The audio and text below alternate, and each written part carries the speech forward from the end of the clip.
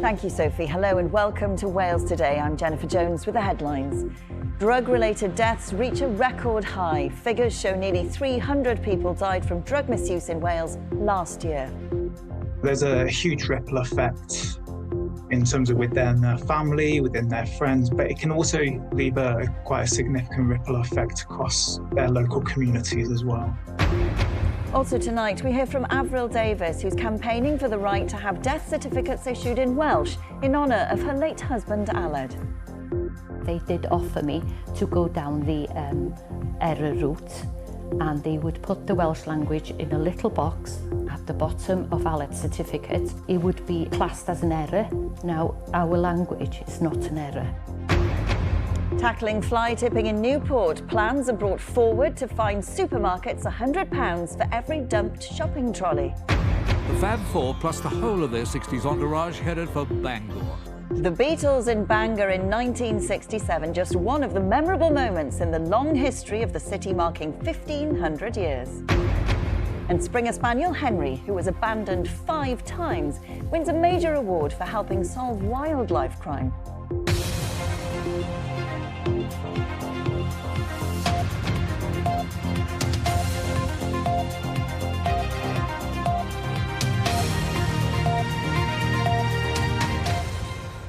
Good evening. Noswaith. The number of deaths from drug misuse reached record levels in Wales last year, according to new official figures. 288 people died in 2024. That's a nearly 14% rise on 2023. Tonight, a charity which provides support across much of South and West Wales has told us the issue is particularly stark in former industrialised areas. The Welsh Government says nearly £70 million is being invested this year to improve support services and reduce the number of future deaths. George Zielinski reports. A small but continued increase in the rate of deaths related to drug poisoning. That's what the latest figures from the Office for National Statistics show, with the number of people dying from drug misuse in Wales now at record levels. 288 people last year, a 13.8% increase from 2 years ago. Unfortunately, this latest set of drug-related deaths in Wales is the highest figure on record again. And we seem to be having these conversations on an annual basis now. There's a huge ripple effect in terms of within their family, within their friends, but it can also leave quite a significant ripple effect across their local communities as well. During the 1990s, the number of deaths from drug misuse here averaged less than 100 a year. But the figures have climbed over the last 2 decades and make for concerning reading. The rate of deaths from drug misuse in Wales is higher than any part of England aside from the northeast, with the numbers of men dying far higher than women, 207 compared to 81. By local authority area, Swansea recorded the most deaths at 37, followed by Rhondda-Cynon-Taf and Cardiff. The lowest figure was in Powys, where 4 deaths were recorded. It goes back to historical events in terms of deindustrialisation, and we see that within certain areas across England as well, that there's links in terms of those historical circumstances in relation then in terms of substance use and substance use fatalities. It also, again, comes back in terms of poverty levels, deprivation levels within those areas. The highest number of deaths by age group was for people in their 40s, the so-called Generation X. The ONS says heroin, followed by cocaine and methadone, claimed the most lives across Wales and England, with deaths involving cocaine 11 times higher than they were in 2011. The Wales Air Ambulance charity says a restructuring of its operations will go ahead after the Court of Appeal declined an application from campaigners who had tried to block the move. It was announced last year that the 2 current centres in Welshpool and Carnarvon would close and a new one would open elsewhere in North Wales. The charity says the changes will save more lives across the country. Dŵr Cymru Welsh Water has successfully appealed to reduce a fine from more than £1 million to £120,000. In May, the company was fined for failing to properly monitor water quality at more than 300 sites across Wales in 2020 and 2021. The company said it was pleased with the result of the appeal, as there had been no identified environmental harm associated with the case. Gwent police have launched a murder investigation following the death of a man in Torvine. Officers were called to a block of flats in Blaenavon in the early hours of the morning. A man has been arrested on suspicion of murder, as Lucy Vladev reports. Well, officers have been here on Riverside Drive since the early hours of this morning, and as you can see behind me, there are at least 6 forensic vehicles here, as well as the cars of investigating officers. Now, the address where it happened, you can't actually see from behind the police cordon, but we have seen officers in white overalls coming and going from those vans. Now, we know that ambulance crews and air ambulance crews were here just after 2 o'clock this morning, and Gwent police say they also sent their firearms unit here as a precaution. Now, they've told us that a 47-year-old man was pronounced dead at the scene here, and that specially trained officers are supporting his family. We also know that a 34-year-old man has been arrested on suspicion of murder and is still in police custody. Now, Gwent police have told us that they're not currently looking for anyone else in connection with this incident, but they are asking anyone with information to come forward. Lucy Vladev reporting there. A widow from Cardiff says her fight to be issued a death certificate for her late husband in Welsh has been emotional and draining. Avril Davies is calling for the right for birth, marriage and death certificates to be issued in Welsh in honour of her husband, Aled Glyn Davies, who was a former BBC editor. Cardiff West MP Alex Barros-Curtis is pushing to get a law passed that would also make certificates issued in Wales bilingual by default. Our Westminster correspondent Amelia Belly reports. As first language Welsh speakers, Avril Davies and her husband Aled lived most moments of their 41-year marriage through the language. Significant life events, including their wedding and the birth of their children, were registered bilingually. But after Aled died and an inquest concluded, Avril realised his death certificate from the General Register Office was in English and that she couldn't get it changed. They did offer me to go down the error route, and they would put the Welsh language in a little box at the bottom of Aled's certificate, which would be so small you could hardly read it. And as well, it would be classed as an error. Now, our language is not an error. Currently, births and deaths can only be registered bilingually when the registrar can speak and understand Welsh. Welsh-only certificates aren't allowed either. Avril came to one of my regular advice surgeries to see if I could help, and I got to admit, Madam Deputy Speaker, I was dumbfounded that in 2025 that this was somehow still possible. This week, she watched from the Gallery of Parliament as her constituency MP Alex Barros-Curtis sought to change the law. Give people living in Wales and Welsh people in England the right to have their or a family member's birth or death certificate be issued in either Welsh, English or bilingually after registration. If no preference is given, then such birth or death certificates should be issued bilingually by default, and in the case of marriage certificates issued in Wales, those too be issued bilingually by default. His is the latest cross-party attempt. The former MP for Caernarfon, Hoa Williams, the previous in a chain that began in 1999. 10-minute rule bills are one of 2 ways that backbenchers can propose new legislation. But just 16 of them have gone on to become law since 1983. Rather, instead, they're normally used as a way to bring attention to an issue. But now, this time, there's determination for these proposals to finally lead to actual change. Mr Barros-Curtis says he's confident they'll succeed. I've had constructive conversations with the government. Those are continuing, and I'm really hopeful that they will listen to me, listen to Avril, listen to this important issue that we're raising so that we can get the law changed and get this law on the statute books. Aled always passionately believed in the underdog and the people who weren't heard, and he worked quietly and tirelessly for those people, and I'm doing that now in his name and to honour his name, and I know he would be behind me all the way, because it's just something that we feel we should have. It's a right, and I feel very passionately about it, and I will keep on fighting.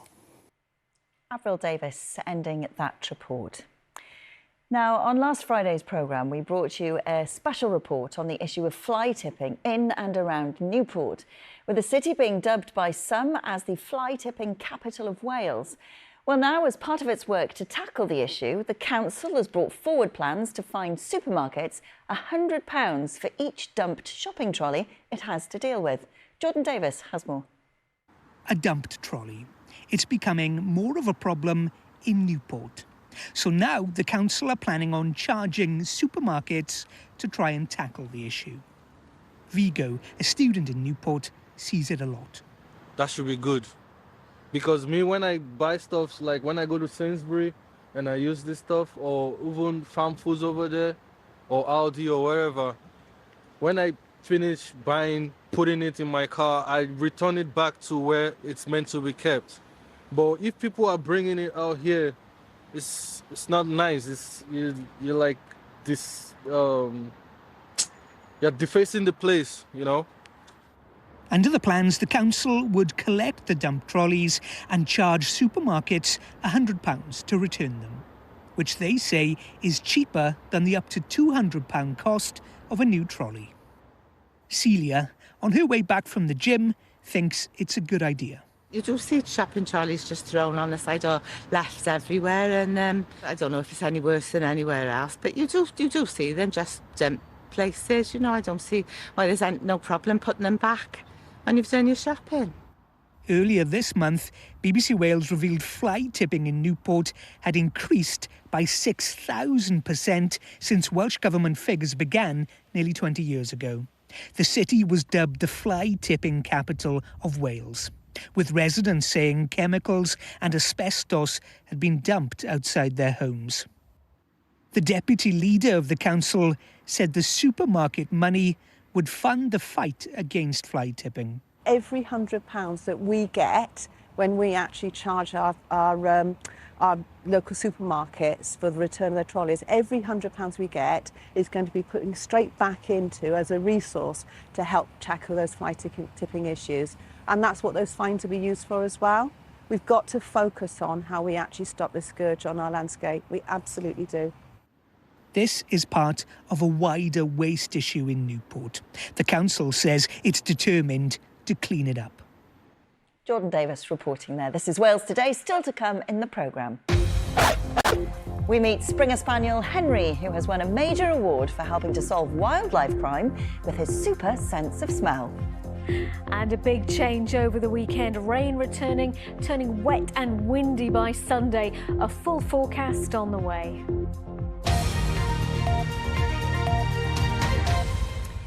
Now, it's the oldest city in Wales with a history stretching back to the 6th century. Bangor has spent the year celebrating 1,500 years since it was founded. And over the next 2 days, thousands of people are expected to attend a festival exploring its history. From Bangor, here's George Hurd. From pop royalty to real royalty, Bangor has seen it all. From the Beatles back in the 60s, where they were told their manager, Brian Epstein, had died, to kings and queens. Princess Elizabeth with the Duke of Edinburgh back in 1949, or the then Prince of Wales to become Edward VIII in the 1920s on a tour of the city's university. And it's here at the university and the Pontio Centre where this 2-day history festival is taking place. A deep dive into the history of Bangor, a city that's existed for 1,500 years since it was founded by the Celtic saint Daniel back in the 6th century. I think it's important that local people, local school pupils understand that connection, understand where they live, understand the incredible events that have taken place here over 1,500 years and beyond. I think this festival gives all of that a platform, a chance for people to come together to celebrate the city's rich history and to enjoy themselves. But it's not just the university involved. The festival is a partnership with the city's ancient cathedral and groups such as those helping preserve Bangor's historic pier. It's all been led by the City Council, who want to see a renewed pride in the city and its history. the community has come together, the sports clubs, the community groups, the voluntary groups, the stakeholders, the county council, the local council, have done so much joint working that we've got to build on that and keep that going, because that is just showing all the strengths of the city. Today has seen around 400 primary and secondary school pupils taking part, with the highlight for them hearing about Roman Wales from the broadcaster and author Greg Jenner, one of those behind the hit TV show Horrible Histories. It's really important to be able to look out the window and know where you are, but where you've been, and your community, your history, your heritage. It's really nice to start sometimes with the local, that they can go and see, they can experience it, they can talk to grandparents sometimes, they can go out and see heritage sites, they can go, nearest Roman army forts, or the Great Day Trip, or whether it's the mines or the slates, go and see some local heritage. The festival continues throughout Saturday, with events being held right across Bangor, open to the public, to learn how this small city has crammed an immense amount of history into those 1,500 years. Well, time for the sport now, and more tributes tonight for a Welsh football legend. Diolch, Jen. The retiring Jess Fishlock is a generational player who's given everything to her country. The words of her Wales manager, Rhian Wilkinson, tonight. The friendly against Australia a week tomorrow will be Fishlock's final match for her country.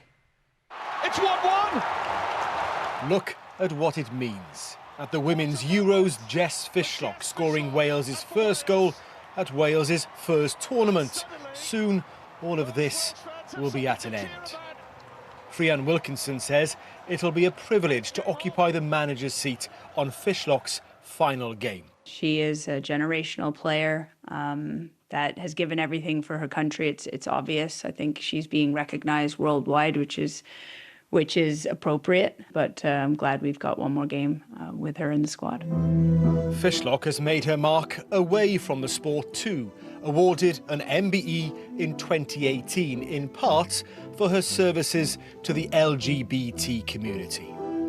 Fishlock, who's completed some coaching qualifications, has previously said a future in politics appeals more than staying in football. Whatever the future holds, the manager has no doubts she'll be a success. The world is her oyster. Who am I to say anything to what Jess wants to do? And I think that is one of the scary moments at the end of this footballing career, when the world is in front of you, and it's something I wouldn't want to pigeonhole. She really needs to take her time, and whatever she does, I'm sure she'll do incredibly well with it. There's no doubting the affection people have for her in her home city of Cardiff, where she started out. No one has scored as many goals, played in as many games for Wales as Jess Fishlock. So the Australia game is an opportunity for the fans to show their appreciation. It is a moment in history. Don't miss the opportunity, because it is quite literally the last one. Fishlock will continue to play for club side Seattle Reign, but after 19 years, her time in a Wales team is about to end. The country's greatest female footballer will grace the biggest stage one last time. Elfyn Evans is third after 8 stages of the Central European Rally. The Welshman was penalised 5 seconds for hitting a hay bale. The rally concludes on Sunday. Sebastian Ogier, an 8-time world champion, is leading this year's championship, with Evans in second. There are 2 more rallies left. Talupe Falatau's back for Cardiff tonight for his first appearance of the season against the Dragons, providing a real boost to Wales ahead of the autumn internationals. The 34-year-old has recovered from a calf injury and will face Wales rival Aaron Wainwright, whose Dragon side hasn't beaten Cardiff for a decade. When he's on the team sheet, I think he just lifts everybody's confidence a little bit. We know what he can do, so yeah, hopefully he can bring that to the pitch. We spoke in the week about what this fixture means to us. I've been at this club all my career and haven't beaten Cardiff, so for me that's definitely an achievement that I want to get this weekend, and if we can beat Cardiff this weekend, it'll be a great result. The biggest tennis tournament Wales has hosted in 3 decades begins in Wrexham next week. A mix of experienced and emerging female players from across the world will be competing, including Swansea's Mimi Zhu. Here's Sarah Easdale. perfecting their skills for the last time before the real thing. These ball crew volunteers, all from schools in the Wrexham area, have been preparing for the tournament for weeks. They'll crew around 11 matches each across the week, getting up close to some players ranked in the top 100 in the world and those looking to get there. It's a thrilling, if daunting, prospect. It's not really that hard once you actually start doing it, and it is quite a fun experience. Kind of nervous because, like, if you make a mistake, it's not that bad, but, like, it's still kind of, like, embarrassing. But I'm excited for the players, I think, to see them in real life. Sometimes when you're standing on the corners, the ball comes at you really fast, so it's a bit scary sometimes. One of the players they might see is Mimi Zhu from Swansea, who made her senior Wimbledon debut in the summer. The £2 million refurbishment of the tennis centre, completed earlier this year, means it's now ready to host such high-calibre players at a major competition. It's an absolutely world-class field. As I say, you'll have players that are in the top 100. The event previously was held at Shrewsbury, but it's now come up to Wrexham. This is the trophy that we've got with it. There's some great names on here. Marketa Vondrousova won the event 3 years ago, then went on to win Wimbledon. Victoria Golubic is an Olympic silver medalist. She won it 2 years ago, and last year's winner was Sonny Cartel, who's now top 50 in the world and the #2 Brit. The tournament has been held in Shrewsbury for the past 17 years. Wrexham will now be one of just 31 cities in the world staging a tennis competition at this level. So excited as a centre to have the tournament here. We can't wait to see all the amazing stars and big name players turn up at the centre and play. Obviously a lot of makeover happening to the centre to make sure everything can happen and can take place, and lots of work being done. Events for local businesses, schools and the wider community are taking place alongside the tournament all week, and the hospitality sector is expected to get a huge boost from the visiting fans, players and support staff. A chance to prove Wrexham isn't just all about football. We've successfully hosted other large events in the past, like the Tour of Britain, so now we're looking at the tennis, and hopefully this will be something new for Wrexham. But it's also hoped this tournament will inspire North Wales players of the future. Under-10s from tennis clubs across the region will compete here on a match court on semi-finals day. I think it's going to have a fantastic effect. I think it's going to really open their eyes to what they can achieve, and hopefully it will retain them in the sport for years to come. The Wrexham Open starts with qualifiers on Sunday, with hopes that this is just the beginning. And the best of the action will be available on the BBC Sport website and iPlayer next week. Have a lovely weekend. Jen. Thomas, thank you very much. And finally tonight, the story of 10-year-old Henry from Wrexham, a Springer Spaniel who has overcome a difficult start in life to be named Animal of the Year at a major award ceremony. Matthew Richards has the story. Getting the red carpet treatment last night, Henry took time out from his day job to nose around in London, where he won the award for Animal of the Year. He's been recognised for 9 years of service to conservation. The Springer Spaniel isn't a police dog, but works with the National Wildlife Crime Unit to locate birds of prey who've been harmed or killed by poachers.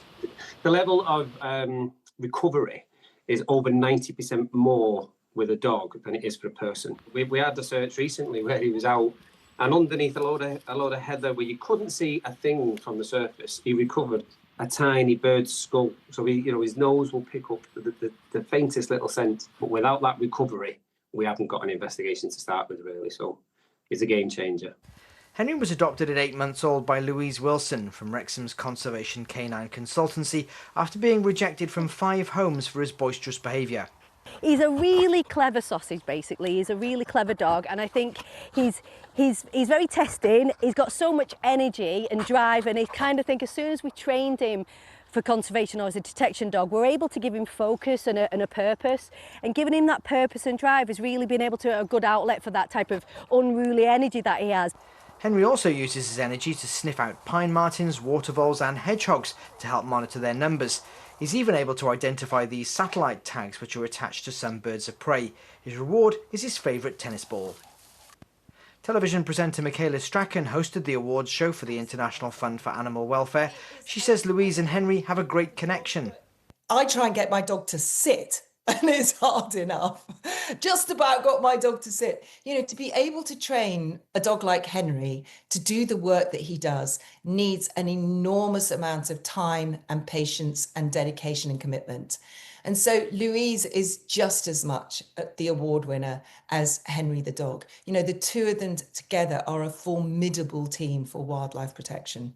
I'm really happy to get him highlighted and acknowledged, and also being a rescue dog, to make sure people realise rescue dogs are not broken dogs, they just sometimes are not in the right homes. Henry may not know what this word actually means, but I do. It means hope for wildlife, and it's also a real good reminder to cherish the dogs who stand by our side in this defence. Thank you so much. Louise is training her other pets to follow in Henry's paw prints, but after his award success, it's clear who's currently top dog. Well, congratulations to Henry. Right, let's get the weekend weather forecast now. Sue is here with the details. Hello. Jen, thanks very much. Well, after all the recent quiet weather, today's been the last of this straightforwardly settled spell. A big change to come over the weekend, turning unsettled, windier with heavy rain by Sunday. Now, we had some more brightness breaking through today. Again, west was best for sunshine, with temperatures responding, reaching 17 Celsius in parts of Pembrokeshire this afternoon. But the high pressure that's been dominating our weather is starting to move eastwards. This weather system out in the Atlantic, waiting in the wings, set to bring wet and windy weather later tomorrow into Sunday. Tonight then, clearer skies for a time, especially further west, but cloud thickening, mist and fog reforming, light winds. Temperatures in towns and cities 7 to 10 Celsius. Lower in some clearer rural spots though, not as chilly as last night when it fell to freezing in Capel Cirrig in Snowdonia. Tomorrow then, some brighter spells, but mist and fog again for border counties, and then cloud thickening with rain starting to arrive in the southwest later. Winds picking up, veering more southeasterly, not quite as mild as today. Highs between 13 Celsius in Powys and 15 in Gwynedd. Now, that rain arriving in the southwest later tomorrow is from this low pressure system pushing in from the Atlantic, bringing wet and windy weather tomorrow night into Sunday. Heavy rain moving northeastwards overnight. Could see 30 to 40 millimetres on high ground. Strengthening winds along Irish sea coasts. A milder night at 10 to 12 Celsius. But rain heavy and more persistent on Sunday morning, gusting 40 miles per hour along Carnarvon Bay, all easing later to blustery showers and brighter spells from the west by Sunday afternoon. Temperatures in the mid-teens. So an unsettled weekend. Monday we'll see showers on and off, potentially thundery. A return to a more changeable Atlantic influence to our weather next week. Could be very wet and windy late Wednesday into Thursday. Chillier for the end of October too. Top temperatures in single figures in Tredegar by the end of next week. Jen. Sue, thank you very much. And that's Wales Today. Eleanor Rice will be here with the late bulletin at 10:30. But until then, have a good evening. Bye-bye. Bye-bye.